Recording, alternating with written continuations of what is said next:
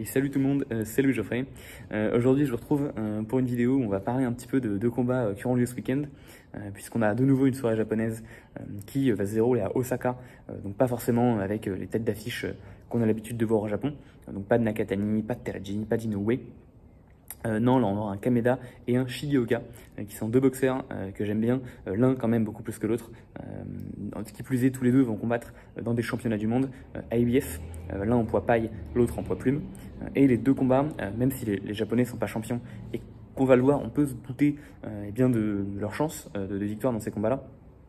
Les deux pourraient être assez importants pour la suite dans leur catégorie respective. Donc voilà, ça va être l'occasion de parler un petit peu également des enjeux de ces combats-là. Donc je vais commencer par le combat de sous-carte qui aura lieu entre Ginjiro Shigioka et Pedro Taduran pour la ceinture IBF des poids pailles. Moi c'est un combat que j'attends beaucoup parce que je l'avais déjà un petit peu énoncé sur cette chaîne l'année dernière, mais Ginjiro Shigioka est un combattant que j'aime énormément.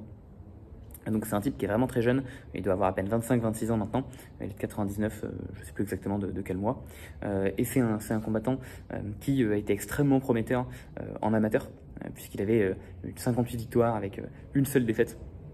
Et cette défaite, c'était un abandon seconde une contre son frère en finale d'un tournoi, contre son frère Yudai.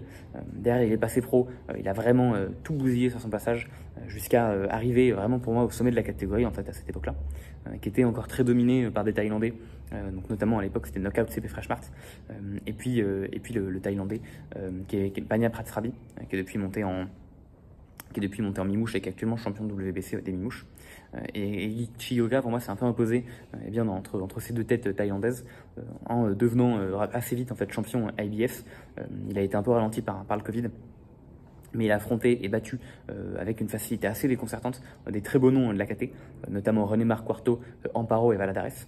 Et à ce moment-là, il y avait également son frère Yudai qui était champion à l'UWBC, puisqu'il avait battu Panya Pratsrabi. Les deux étaient devenus champions dans la même soirée, enfin, c'était vraiment super. Et pour moi, on avait une domination des deux frères qui allait se mettre en place.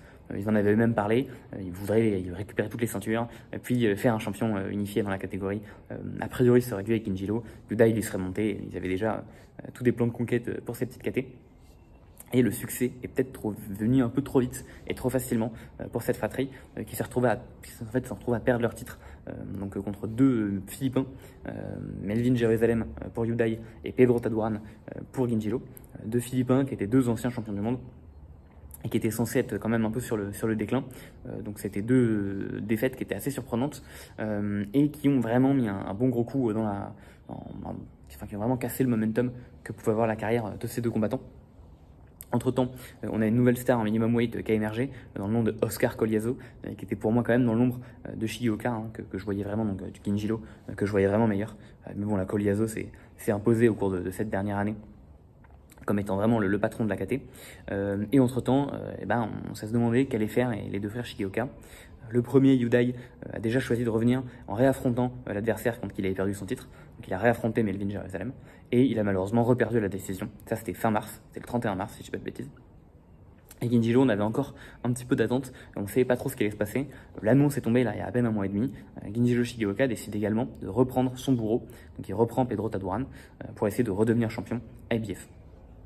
Globalement, Taduran, ce que je veux dire vis-à-vis de ce combat-là, c'est que c'est vraiment une défaite qui était extrêmement surprenante, parce que vu la domination qu'exerçait Shigioka sur absolument tous les adversaires qu'il affrontait, y compris des bons adversaires, je m'attendais vraiment à ce que la victoire contre Taduran vienne rapidement par KO.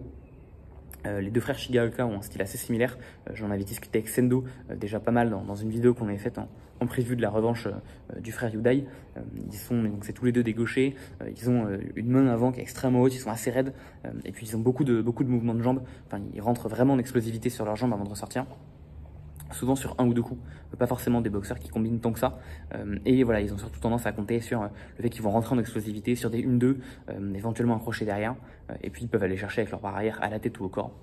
Et Ginjiro est extrêmement explosif, il frappe extrêmement fort, et globalement il a réussi à démanteler la majorité de ses adversaires avec ces armes-là. C'est pas passé contre Taduran, il s'est retrouvé dans un combat qui était extrêmement compliqué. On a l'impression qu'il a quand même un peu perdu ses moyens et qu'il est un peu allé sur un terrain qui lui était assez inhabituel. C'était une assez grosse guerre contre Taduran. Il s'est retrouvé blessé, il a eu une fracture de l'orbite, donc c'était assez sale. Et je pense que ce combat a dû vraiment être la première fois dans la carrière sportive de Shigeoka qui s'est retrouvé vraiment mis à mal et sur un terrain qu'il ne contrôlait pas. Donc ça a forcément... bon, déjà, il a mis beaucoup de temps pour s'en remettre. Hein. Lui qui combattait très régulièrement, n'a pas combattu depuis quasiment un an. On n'avait pas eu de news aussi pendant longtemps. C'est un type que je suis sur Insta qui est resté très discret. Il a parlé de son opération qui s'est bien passée. Donc là, normalement, il est remis. Il a vraiment une longue période de convalescence. Et là, il est de retour. Il a l'air de s'entraîner comme il faut. Il a l'air d'être très sérieux. Il a l'air d'être a priori plutôt joyeux, plutôt motivé de ce que j'en vois. Même si, bon, évidemment, tout ça c'est contrôlé et je suis pas dans son coin, je suis pas dans sa famille pour vous dire comment ça se passe vraiment. Reste que c'est quand même un choix courageux de décider de essayer de prendre son gourou, exactement comme a fait son frère auparavant, même si c'est pas passé pour son grand frère. Donc le choix que fait Ginjilo, c'est un choix que je trouve vraiment vaillant, vraiment valeureux. Et j'ai assez hâte de voir ce que ça donnera contre Tadouran. Globalement, j'ai pas trop envie de déjà parler de la suite de l'AKT et de toutes les options pour avoir Shigeoka dans la suite. Si en cas de victoire contre Tadouran, je pense qu'il serait pour moi instantanément placé en challenger contre Coliazo pour essayer d'unifier. Mais bon, faut pas forcément aller trop vite, puisque ça va être vraiment l'occasion de voir comment un type qui est extrêmement prometteur revient d'une défaite, revient de l'adversité, et en fonction, il pourrait montrer des qualités d'énormes champions s'il arrivait à redresser extrêmement rapidement et d'une manière impressionnante sa carrière, comme des très grands champions pu faire après des défaites. Pacquiao, après sa défaite contre Morales par exemple, qui revient de façon complètement exemplaire. Aussi à l'inverse, ce sera un autre combattant qui n'a pas réussi à se remettre de son premier revers en carrière. Ça arrive aussi et ce serait vraiment regrettable parce que c'est un boxeur que perso j'aime beaucoup. Donc ça sera en sous-carte, ce sera samedi matin qu'auront lieu les combats. Ils sont probablement diffusés sur Abema, du coup qui est une chaîne de télévision japonaise. Alors nous, normalement en France, on peut essayer de passer par VPN. Je sais qu'il y a certains VPN qui ne marchent pas sur Abema. Sinon, les combats seront de toute manière normalement sur YouTube ou Dailymotion seulement quelques jours, si ce n'est quelques heures plus tard. Et le deuxième combat qui m'intéresse pas mal, c'est le combat entre Angelo Leo et Tomoki Kameda, qui cette fois-ci aura lieu pour la ceinture IBF, donc des poids plumes. Il faut savoir que c'est un combat qui fait pas beaucoup de bruit, parce que Léo, je pense, c'est un peu le moins populaire des champions actuellement dans la catégorie des plumes. On a Nick Ball qui fait beaucoup parler de lui, parce que voilà, il est très petit, il est très musclé. On a Espinoza qui fait parler de lui parce qu'il est énorme et qu'on a jamais vu un aussi grand champion poids plume en termes de taille. On a Fulton qui fait parler de lui, parce que mine de rien, c'était quand même devenu une petite star, déjà en Supercoque, contre Figueroa, puis dans son combat contre Inoue, dans sa revanche contre Figueroa de nouveau. Donc c'est un mec de Philadelphie, machin, c'est un type qui a quand même un certain public. Et puis au milieu de tout ça, on a Angelo Leo, qui est aussi américain, de façon assez étonnante, mais dont on n'entend pas trop parler. C'est un type qui est très discret, qui a perdu une seule fois contre Fulton, alors qu'il venait à peine de devenir champion de WBO, des poids Supercoque, donc c'était il y a 4 ans maintenant. Après ce revers lors de sa première défense de titre, il a fait un petit combat avant de disparaître pendant très longtemps. Et puis il est revenu de façon assez timide. Il a récupéré quelques victoires par-ci par-là, sans vraiment selon moi, en passant vraiment sous les radars. Et puis l'année dernière, il a fait un combat contre Venado. C'était le 11 août, si je dis pas de bêtises, peut-être 10 août. Et c'était un combat qui a été assez médiatisé, parce qu'il n'y avait que ce combat-là, ce week-end-là. Et il a été extrêmement impressionnant dans cette victoire contre Venado, qui était vu comme le numéro 1 de la catégorie, qui était un type qui avait un style qui a été extrêmement déprécié, je trouve. Beaucoup de gens l'ont beaucoup critiqué. Perso, j'adore le style de Venado. Alors à la fois, c'est super plaisant à voir, hein, c'est un style qui est très très peu académique, mais qui en même temps est un style qui est très malin. Et je trouve que c'était très facile de critiquer le style de Venado parce qu'il arrivait parfois un peu menton en avant, un peu en se jetant, et puis de dire que voilà, il savait pas boxer. Mais en même temps, offensivement, il avait un très bon jeu de feinte, il avait un extrêmement bon jeu offensif. Et c'est un type qui en effet avait le problème de pas tout le temps bien se protéger, et c'est ce qui lui a finalement posé problème contre Léo. Mais c'est juste que c'est un type qui mettait vraiment à fond sur l'offense et qui jouait justement de sa garde basse pour envoyer des coups avec des angles assez particuliers, utiliser son corps, du coup, puisqu'il avait son épaule qui était un peu basse pour vraiment emmener le coup avec le mouvement de son corps, ce qui mettait pas mal de force aussi. Et puis ça lui permettait d'avoir des très très bons déplacements, des très très bons angles. Donc c'était vraiment un boxeur offensif qui était extrêmement complet. Et je vous invite à revoir des combats de Venado Lopez sous un angle pas simplement de il a les mains basses et il se protège pas, mais de regarder à quel point offensivement ce mec a été excellent. Le problème c'est que donc il comptait un peu trop sur son menton et sur la pression psychologique qu'il exercerait sur son adversaire pour éviter de pouvoir tomber KO. Et malheureusement contre Léo, il est tombé sur un type qui avait un game plan qui était parfait. Léo est vraiment resté lui pour le coup très académique, derrière une garde haute, essayer d'envoyer des crochets quand Venado déclenchait pour essayer de le contrer. Ça a très bien fonctionné. Venado a eu beaucoup de mal à pouvoir exercer sa stratégie offensive habituelle contre un type qui se montrait à la fois assez peu entreprenant, donc plutôt contreur, ce qui fait que Venado, qui peut avoir un style un peu de contreur avec ce style-là, avait beaucoup de mal à pouvoir travailler sur les coups de Léo. Mais Léo, lui, à l'inverse, travaillait beaucoup sur les coups de Venado et l'empêchait de pouvoir déclencher ses combinaisons assez longues qui font beaucoup de dégâts, ses changements d'angle. Bref, il l'empêchait vraiment de travailler. Et finalement, au 10e, il rentre un crochet parfait sur Venado qui a pourtant pris beaucoup coups dans sa carrière et qui s'était jamais écroulé comme on l'a vu s'écrouler ici.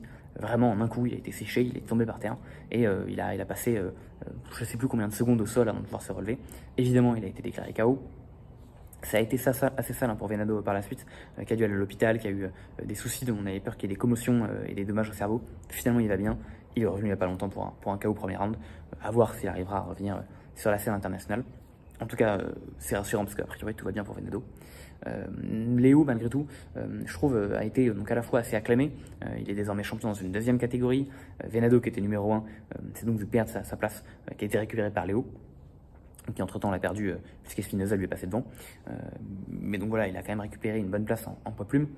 Et son KO a quand même fait le tour du monde, puisque c'était l'un des meilleurs KO de l'année dernière, avec les 2 KO de Joshua sur Ngannou et celui qui s'est pris par Dubois. Et puis le KO de Iglesias et Serge Fedengo.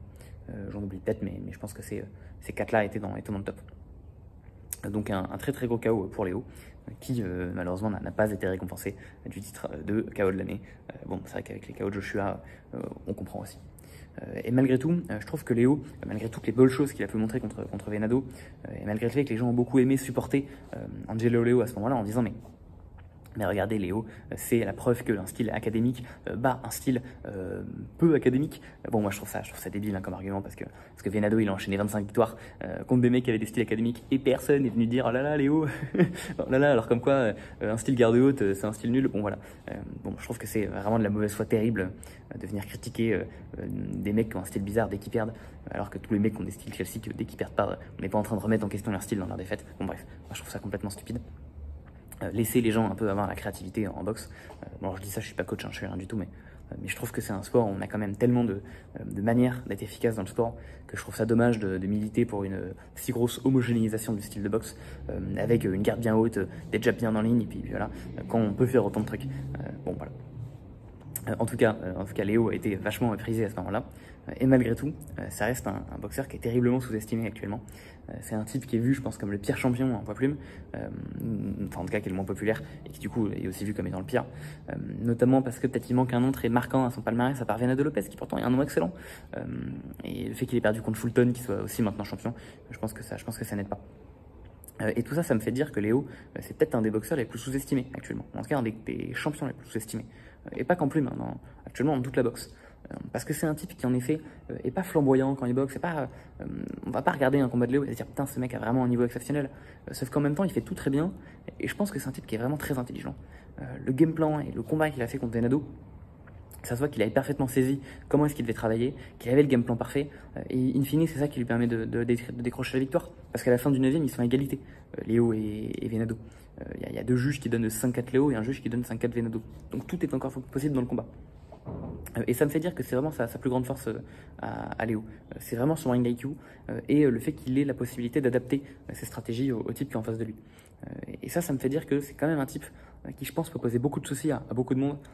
Et j'aimerais bien voir un peu ce que ça pourrait donner contre d'autres champions ou contre d'autres bons challengers dans la KT. Mais son manque de popularité fait que c'est pourtant un type dont on ne parle pas du tout, même pas pour un combat contre Inoue, alors que c'est Inoue qui est peut-être le combattant dont on parle le plus en poids plume actuellement, qui attend de son arrivée pour gagner des billets avec impatience. Bon. Et donc du coup, malheureusement, Léo va réaffronter un challenger qui ne lui permettra probablement pas d'obtenir la hype qu'il mérite, puisqu'il va affronter Tomoki Kameda, qui fait donc partie de la fratrie des 3 frères Kameda, composé également de Koki, le grand frère, et de Daiki, le frère du milieu. Et Tomoki, c'est un type qui c'est beaucoup distancié, éloigné de sa famille. J'ai l'impression que c'est un truc qui n'a pas trop été discuté dans le YouTube game francophone. Donc je vous invite simplement à aller regarder la chaîne YouTube de Office Honcho Boxing. C'est en anglais. C'est un type qui est américano-japonais et qui a parlé en long et large et en travers des frères Kameda dans la boxe et de tout ce qu'ils ont pu apporter sur la scène japonaise, notamment à la fin des années 2000 et durant les années 2010. En très très bref, c'était des boxeurs qui viennent d'Osaka. Osaka, c'est... je pense qu'on ne se rend pas trop compte en France, mais de ce que j'ai capté en vivant pas très loin d'Osaka pendant plusieurs mois, à Osaka et dans cette région-là du Japon, c'est un peu les wesh du Japon. C'est un peu la région où les gens sont les plus décontractés, les plus arrogants, et les moins, comme on pourrait imaginer, peut-être un peu le cliché du japonais, rangé, timide, qui s'écrase. Donc globalement, alors évidemment, c'est pas une démonstration absolue, mais le mouvement Yakuza émerge de la région d'Osaka, de Hyogo plus précisément, qui est juste à côté. À Osaka, c'est de là dont émerge Joichiro Tatsuyoshi, qui était le premier boxeur japonais, qui avait une grande gueule, qui faisait des provocations, et puis qui a transcendé toutes les foules japonaises durant les années 90, parce que jamais les Japonais, ils avaient vu un type qui, une fois qu'il avait mis KO, agitait son bras en regardant toi qui était tombé. Et les frères Kameda viennent de cet endroit-là. D'ailleurs, c'est aussi l'endroit dont vient Sendo, dans Hajime no Ippo. Et on voit que Sendo, là, c'est un personnage un peu arrogant, un peu grande bouche, un peu flamboyant. Donc c'est globalement ce genre de personnage-là. Et les Kameda représentaient extrêmement bien ça. Et donc un peu dans la continuité d'un Tatsuyoshi dans les années 90. Ils ont beaucoup capturé une grosse fanbase au Japon parce que c'était vu comme des combattants qui étaient très excitants et très intéressants. Ils sont tous devenus champions du monde. Et il y a eu en fait des très très grosses controverses.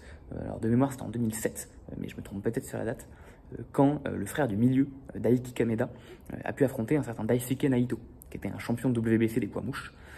Leur père, trois frères, étaient leur entraîneur, donc un certain Shiro Kameda. On avait Koki Kameda qui était dans le coin de son petit frère ce soir-là. Et le combat globalement fait scandale, puisque Daiki était moins bon adversaire que Daisuke Naito.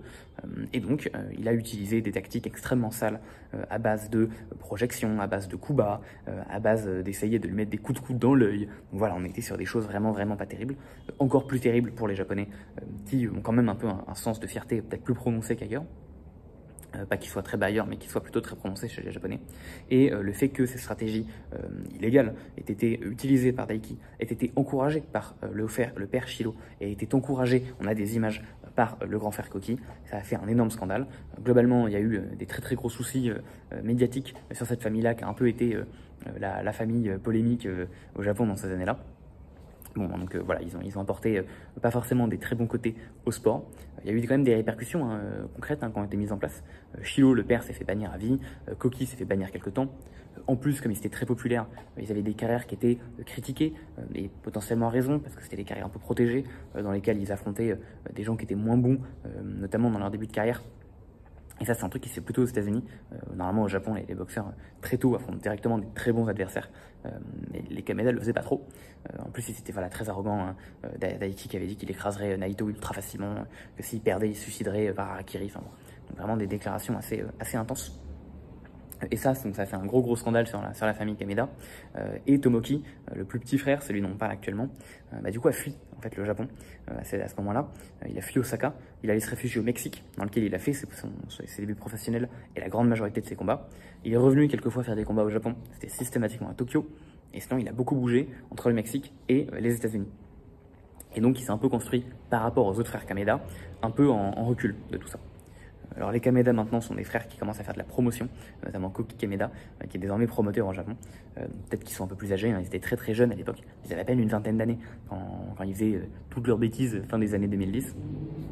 Donc ils ont l'air de s'être en tout cas un petit peu rangés. Globalement, Tomoki, lui c'est peut-être quelque part le bon gamin des trois enfants. C'est celui qui a essayé de faire le moins de vagues, puisque de toute manière il a dû construire sa carrière dans un contexte où le nom de sa famille était quand même vraiment pas très bien perçu au Japon. Et en même temps était très populaire. Je pense que vous voyez le genre de polémique bidon dans lesquelles ils étaient. Il a quand même réussi à devenir champion du monde en 2013 même si je ne dis pas de bêtises. C'était le premier champion de WBO du Japon, puisque pendant longtemps les Japonais ont interdit à leurs combattants à la fois d'unifier entre deux japonais un titre WBA et WBC, et à la fois de combattre pour des ceintures IBF et WBO, qui étaient vues comme des ceintures mineures, et voilà, ils aimaient pas trop qu'ils soient rajoutés dans le grand bain dans les années 80. Mais bon, ils ont fini par autoriser ça au début des années 2010. Donc on a eu des unifications, comme Kazuto Yoka et Kira Higashi en poids paille. Kazuto Yoka qui a fait un combat contre Pumita Martinez il n'y a pas longtemps, qui est un super combat que je vous invite à voir si vous ne l'avez pas vu. C'est potentiellement le dernier combat en carrière de Yoka. Donc il faut rendre... et pourtant c'est un combattant qui n'a jamais vraiment eu la gloire qu'il mérite d'avoir sur son nom. Et en même temps, on a des combattants complets donc affrontés d'autres champions pour des ceintures WBO et IBF. Donc Tomoki a été le premier boxeur japonais à avoir sa ceinture IBF, WBO. Bon, globalement, il a fini par la perdre quelques combats plus tard. Il a continué sa carrière, même si c'est jamais vraiment devenu un adversaire qui avait le calibre pour aller chercher un titre mondial. Et là, aujourd'hui, il a de façon, en vrai, je vais pas dire un peu donné, parce que la IBF tient quand même des classements peut-être un peu plus rigoureux que d'autres fédérations. Mais c'est vrai que le World Challenger IBF à Angelo Leo, c'est un type qui est dans aucune discussion du top combattant des poids plumes actuellement. Il est classé, je crois, 19e chez BoxRec, il n'est même pas classé chez The Ring. Donc c'est un type où ce serait vraiment très étonnant qu'il remporte la victoire contre Angelo Leo. Ce qui est quand même fort symboliquement, c'est que ce combat a lieu à Osaka. Donc pour Tomoki Kameda, c'est potentiellement son dernier combat en carrière, ou en tout cas l'un de ses derniers combats en carrière. Et l'occasion d'avoir enfin une chance mondiale à domicile, à la maison, puisque je le rappelle, par rapport à Daiki et à Koki, lui, il n'a jamais pu combattre, encore moins pour un titre à Osaka. Enfin, il me semble qu'il a fait quelques combats à Osaka dans les petits galas, mais jamais, notamment récemment, où il est de plus en plus, la famille Kameda commence à de plus en plus se faire pardonner par l'opinion publique. Donc je crois qu'il est revenu combattre à Osaka quelques fois, mais c'était toujours dans des petites réunions, et à ma connaissance, je suis même sûr qu'il a jamais headline de championnat du monde chez lui. C'est la première fois qu'il fait ça, et potentiellement la dernière. Donc c'est un très très gros événement pour Tomoki. Et globalement, on devrait s'attendre à une victoire d'Angelo Leo sans trop de problèmes contre Tomoki, avec tout le respect que j'ai pour lui. C'est pas un challenger qui est censé poser trop de problèmes à Leo. Je pense que la volonté, c'est quand même de se dire sur un malentendu, Tomoki Kameda remporte la ceinture. Et dans ce cas, il y aurait probablement Inoue Kameda, qui serait quand même un très gros événement, puisque les frères Kameda restent très populaires. À ma connaissance, Daiki Kameda, c'est le seul boxeur qui a réussi à vendre plus de tickets que Inoue dans l'histoire de la boxe du Japon. Il faudrait que je retrouve le combat exact, mais je suis quasiment sûr qu'il y a au moins un combat où l'audience a dépassé les audiences de tous les combats d'Inoue. Et donc ça, c'est un combat fait par un Kameda. Donc forcément, je pense qu'il affiche Kameda et Inoue. On se rend peut-être pas très bien compte en Europe et dans le reste du monde, mais je pense que c'est un combat qui intéresserait beaucoup les Japonais. Et je me dis que voilà, c'est peut-être dans les plans de la promotion d'Inoue, de se dire que si jamais, sur un malentendu, Kameda remporte le titre, on se fait un petit Kameda Inoue au Japon, et ça vendra les tickets qu'il faut que ça vende. Donc je me dis qu'il y aura peut-être ça. Mais most likely, Léo devrait récupérer, devrait conserver son titre. Et dans ce cas-là, est-ce que ça suffirait à légitimer une hype pour faire un Leo Inoue? Honnêtement, je pense pas.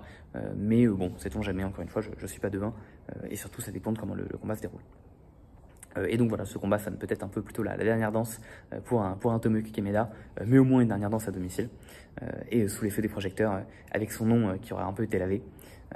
Du côté de Léo, je pense que c'est l'occasion de faire sa défense de titre obligatoire pour derrière aller chercher des noms plus gros dans la catégorie et potentiellement une unification avec un autre champion.